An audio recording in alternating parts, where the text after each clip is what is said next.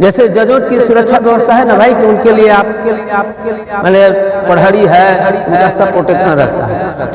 तो इसी तरह से हमारे जो वकील समुदाय हैं वो बहुत मतलब क्रिमिनलों के बीच में रहते हैं, है ना। उनके पास जो क्लाइंट आता है वो बहुत तरह तरह के क्लाइंट आता है, उनके बीच में रहते हैं। जो है ये बहुत वाइटल समस्या है ना, एग्जिस्टेंस के लिए। तो हमारा एक बिहार सरकार और भारत सरकार से डिमांड है कि प्रोटेक्शन, वकीलों के प्रोटेक्शन के लिए एक ऑर्डिनेंस लाए। और प्रथम राष्ट्रपति हमारे डॉक्टर राजेंद्र प्रसाद जी हुए। और सबसे पहले तो उनकी सादगी पर आप जान लीजिए कि जब वो राष्ट्रपति थे तो उनके यहाँ कोई भी लोग आता था तो उनका खाना पीना रहना सहना टिकट अपने वेतन से करते थे।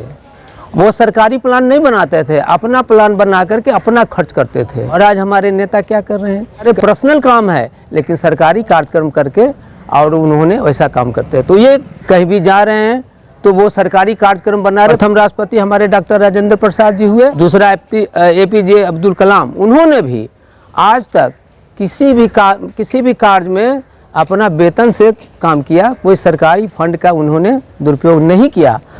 हमारे माननीय मुख्य न्यायाधीश पेपरलेस कोर्ट की बात करते हैं।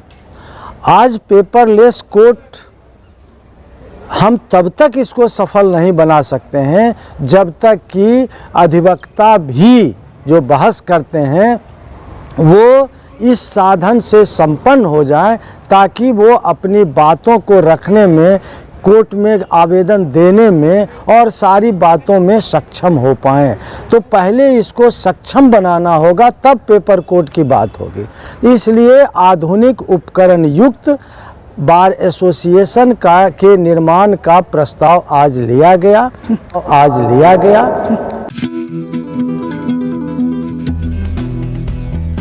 डिजिटल मीडिया में नई सोच, एक नए युग की शुरुआत। HBHW न्यूज, हर भारतवासी का अपना चैनल, आपका अपना चैनल।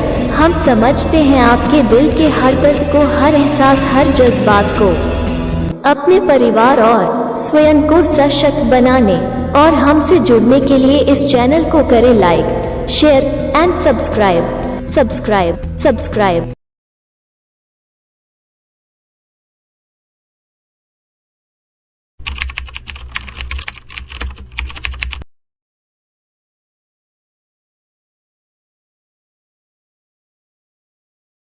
गत 3 दिसंबर शनिवार को हाई कोर्ट पटना के राजेंद्र सभागार में एडवोकेट एसोसिएशन के तत्वाधान में भारत के प्रथम राष्ट्रपति डॉक्टर राजेंद्र प्रसाद की जयंती को अधिवक्ता दिवस के रूप में मनाया गया। इस मौके पर एडवोकेट एसोसिएशन के अध्यक्ष वरीय अधिवक्ता योगेश चंद्र वर्मा एवं अन्य सदस्य अधिवक्ता भी मौजूद थे। कार्यक्रम की शुरुआत डॉक्टर राजेंद्र प्रसाद की तस्वीर पर पुष्पांजलि के साथ हुई। वरीय अधिवक्ता योगेश चंद्र वर्मा ने कहा कि डॉक्टर राजेंद्र प्रसाद ही एक ऐसे व्यक्ति थे जिन्हें 2 बार भारत का राष्ट्रपति बनने का सौभाग्य प्राप्त हुआ। डॉक्टर राजेंद्र प्रसाद से तमाम अधिवक्ताओं को बहुत कुछ सीखने की जरूरत है। हमें हर हाल न्याय की आस में आए लोगों की मदद करनी चाहिए। ये मदद तभी पूर्ण हो सकती है जब अधिवक्ता पीड़ित की समस्या को तथ्यों के साथ पटल पर रखें। पटना उच्च न्यायालय के अधिवक्ता वरुण कुमार सेन ने बताया कि अधिवक्ताओं ने आज पीड़ितों, वंचितों एवं वादकारियों को सुलभ एवं शीघ्र न्याय दिलाने में अपना महत्वपूर्ण योगदान देने का संकल्प दोहराया है। साथ ही एकजुट होकर न्याय के लिए सदैव तत्पर रहकर कार्य करने की शपथ ली गई है। इन्होंने कहा कि आज ही के दिन 3 दिसंबर 1884 में भारत के प्रथम राष्ट्रपति राजेंद्र प्रसाद का जन्म हुआ था। रामजीवन प्रसाद सिंह वरीय अधिवक्ता ने कहा कि डॉक्टर राजेंद्र प्रसाद एक प्रख्यात अधिवक्ता भी थे। इसी कारण 3 दिसंबर को प्रत्येक वर्ष अधिवक्ता दिवस के रूप में मनाया जाता है। इस दिन को ऐतिहासिक बनाने के लिए अधिवक्ताओं को शोषितों, वंचितों एवं वादकारियों को शीघ्र एवं सुलभ न्याय दिलाने में अपनी अहम भूमिका निभाने का संकल्प दोहराने की सख्त आवश्यकता है। उन्होंने ये भी कहा कि अधिवक्ता समाज का विशिष्ट व्यक्ति होता है जो अपने विवेक और बौद्धिक कुशलता से विभिन्न समाजों का नेतृत्व करने में पारंगत होता है। हमारे प्रथम राष्ट्रपति डॉक्टर राजेंद्र प्रसाद भी ऐसे ही व्यक्तित्व के धनी थे। समस्त अधिवक्ताओं ने एकजुट होकर सभी के लिए न्याय का रास्ता प्रशस्त करने में अपनी भूमिका को महत्व देने का संकल्प भी लिया है। बताते चलें कि इस अवसर पर अधिवक्ताओं के हितों के लिए 4 महत्वपूर्ण प्रस्ताव पारित किए गए, जो आज की वर्तमान आवश्यकता के अनुरूप वकीलों की स्थिति को बेहतर करने और न्याय की प्रक्रिया को सुचारू रूप से चलाने में काफी मददगार साबित होंगे। इन प्रस्ताव को राज्य एवं केंद्र सरकार के समक्ष रखकर उसे क्रियान्वित करने की मांग की जाए। आज 3 दिसंबर है। 3 दिसंबर को आज का कार्यक्रम हुआ श्री जोगेश चंद्र वर्मा, वरीय अधिवक्ता एवं अध्यक्ष एडवोकेट्स एसोसिएशन की अध्यक्षता में आज प्रथम राष्ट्रपति डॉक्टर राजेंद्र प्रसाद की जयंती मनाते हुए अधिवक्ता दिवस मनाया गया। प्रथम राष्ट्रपति डॉक्टर राजेंद्र प्रसाद की जयंती मनाई जाती है और उनके जयंती के अवसर पर पूरे देश में आज, चूँकि वो अधिवक्ता थे और एडवोकेट्स एसोसिएशन के फाउंडर में से थे और प्रथम अध्यक्ष थे, तो चूँकि वो अधिवक्ता समाज से आते थे और सबसे अधिक ज्ञान रखने वाले उस समय के माने अधिवक्ताओं में और नेताओं में वो माने जाते थे। उनके बारे में कहा जाता है कि वो एक अपील में मात्र 1 पॉइंट लिया था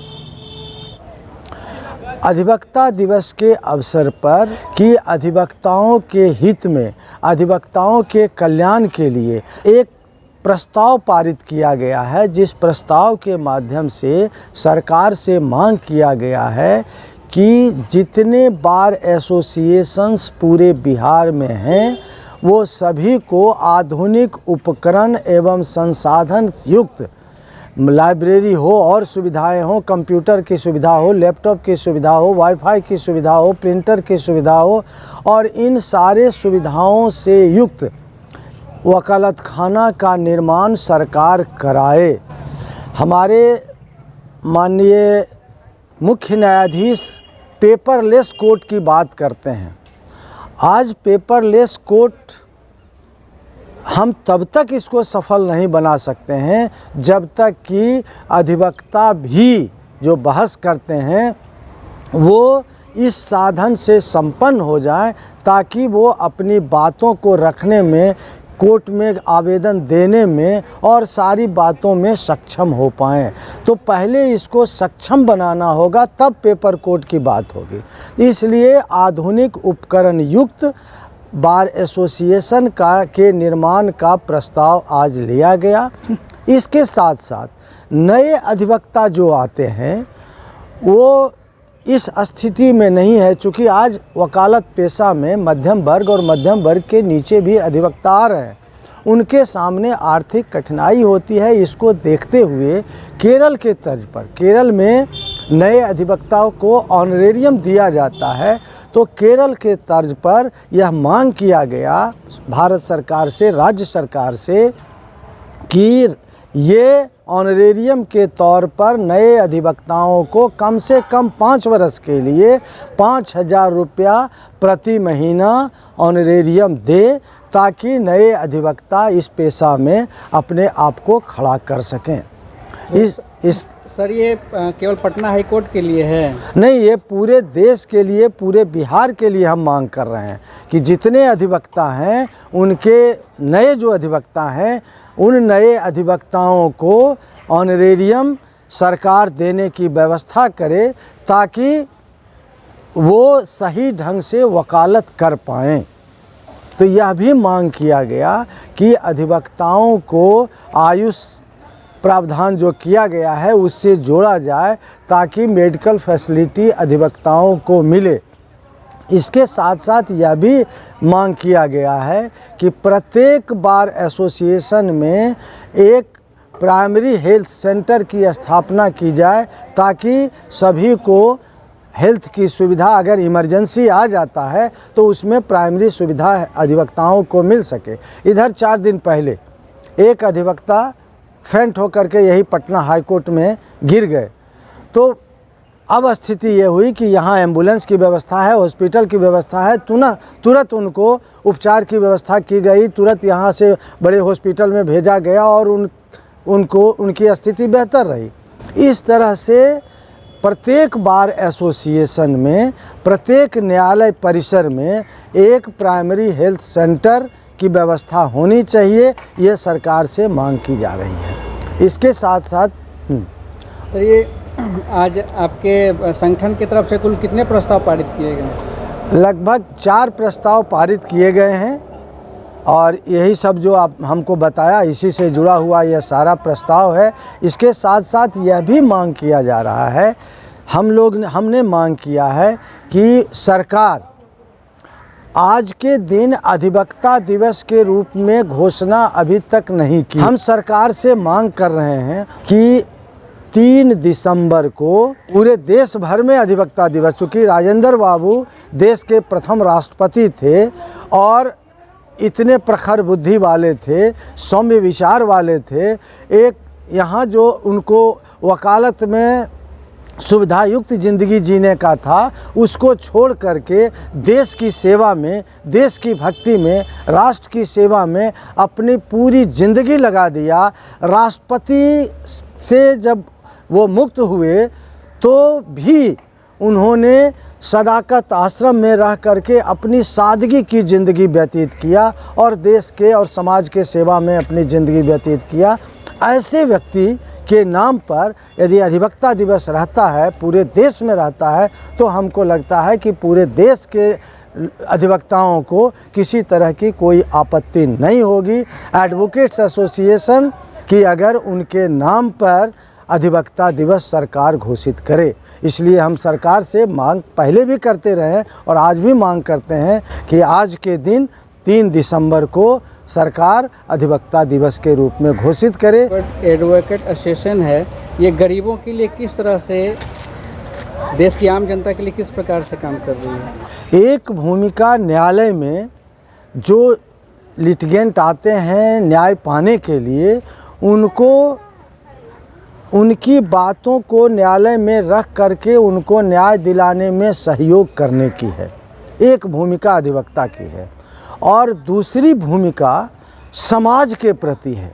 तो अधिवक्ता का दायित्व समाज के हित में, समाज के सेवा में लगाने का है और ये एक दायित्व है। सबसे पहले मैं अधिवक्ता दिवस के अवसर पर जो मनाया गया, इसके लिए एसोसिएशन के हमारे रामजीवन बाबू और हमारे अध्यक्ष और सारे हमारे कलीग को हम धन्यवाद देते हैं कि इन्होंने आज मनाया।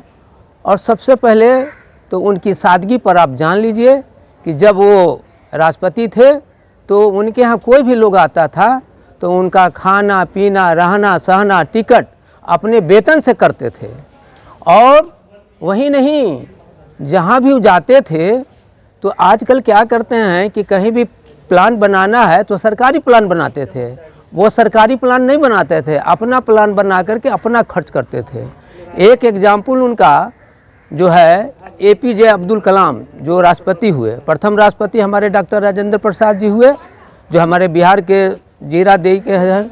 दूसरा APJ अब्दुल कलाम, उन्होंने भी आज तक किसी भी कार्य में अपना वेतन से काम किया, कोई सरकारी फंड का उन्होंने दुरुपयोग नहीं किया। और आज हमारे नेता क्या कर रहे हैं, कहीं भी जा रहे हैं तो वो सरकारी कार्यक्रम बना रहे, पर्सनल काम है लेकिन सरकारी कार्यक्रम करके और उन्होंने वैसा काम करते हैं। तो ये एक चीज़ सोचने की बात है कि हमारे राजेंद्र बाबू किस सोच के थे और आज किस सोच के लोग हैं। जहाँ तक बात है एडवोकेट एसोसिएशन की बात, आज जो अधिवक्ता दिवस का मनाया गया, उसमें रामजीवन बाबू ने जो कहा उसको हमने बिल्कुल समर्थन करते हैं कि जो एडवोकेट होते हैं वो क्या करते हैं, वो बहुत मतलब क्रिमिनलों के बीच में रहते हैं, है ना। उनके पास जो क्लाइंट आता है वो बहुत तरह तरह के क्लाइंट आता है, उनके बीच में रहते हैं। किसी को आप केस ले रहे हैं तो किसी को आप जजमेंट दिलाइएगा तो दूसरा आपके खिलाफ में हो जाएगा।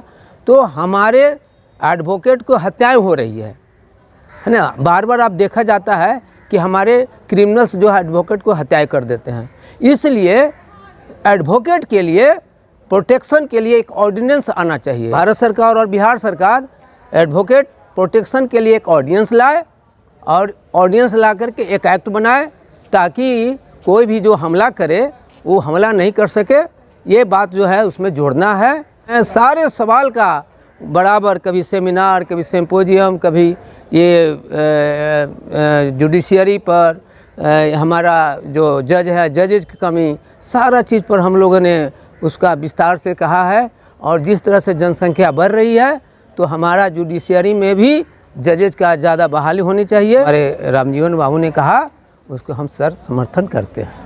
सर, ये जैसा कि आपने कहा कि वकीलों की सुरक्षा के लिए कुछ प्रावधान होने चाहिए, किस तरह उसमें आप चाहते हैं कि कैसे प्रावधान हो ताकि उनकी सुरक्षा हो सके? अब एक ऑर्डिनेंस लाए, एक्ट बनाए कि भाई जो है जैसे मेडिकल डॉक्टर सबको जो है सो देखबे करते हैं, कोई पेशेंट आया उसको कोई सुरक्षा नहीं है ना। उसी तरह से ये काम करते तो उनको सुरक्षा के लिए होनी चाहिए गारंटी। तो आप उसके लिए ऑर्डिनेंस लाइए, एक्ट बनाइए ताकि कोई अगर करे तो उनको तुरंत गिरफ्तारी हो जाएगा। और हमको जो है सो प्रोटेक्शन करना पड़ता है, हमको प्रदर्शन करना पड़ता है, हाँ, उसके बीच में हम रहते हैं तो हमको चाहिए ना प्रोटेक्शन। तो बिना ऑर्डिनेंस के होगा? विशेष कानून की मांग? हाँ, विशेष कानून की विशेष सुरक्षा व्यवस्था, जैसे जजों की सुरक्षा व्यवस्था है ना भाई, कि उनके लिए आप मैंने पढ़ड़ी है, उनका सब प्रोटेक्शन रहता है। तो इसी तरह से हमारे जो वकील समुदाय हैं उनकी जो समस्या है, जैसे बताया कि उनकी जो इंफ्रास्ट्रक्चर है, रहने का, देखने, कुर्सी बैठने का सारा समस्या है। कितना समस्या है, हम क्या बताएं। उनको सब चीज़ इंफ्रास्ट्रक्चर बढ़िया होना चाहिए। लेकिन एक समस्या जो है ये बहुत वाइटल समस्या है ना, एग्जिस्टेंस के लिए।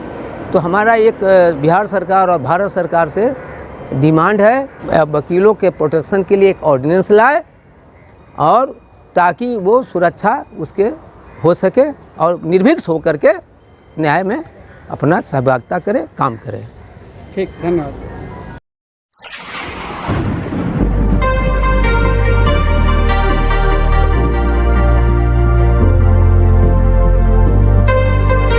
ये सोचकर निराश, नकारात्मक और कुंठित मत हो जाओ कि इस देश ने हमारे और तुम्हारे लिए क्या किया, बल्कि जिस भारत के कतरे कतरे को लाखों करोड़ों शहीदों के लहू और तपस्वियों के त्याग बलिदान से सिंचित किया, इस महान राष्ट्र के लिए हमने और आपने क्या किया। हमारी आपकी लड़ाई और नाराजगी इस देश से तो हो ही नहीं सकती, बल्कि ये देश की व्यवस्था में बैठे तीनों स्तंभों के उन निकम्मे, सुखभोगी और तुच्छ स्वार्थी लोगों से है, जो अपना पूरा जीवन श्रेष्ठता के भ्रम में ही गुजार कर नष्ट कर रहे हैं। हम हैं आपके दिल की धड़कन और आपका अपना चैनल। हमसे जुड़ने के लिए हमें करें सब्सक्राइब, शेयर एंड लाइक।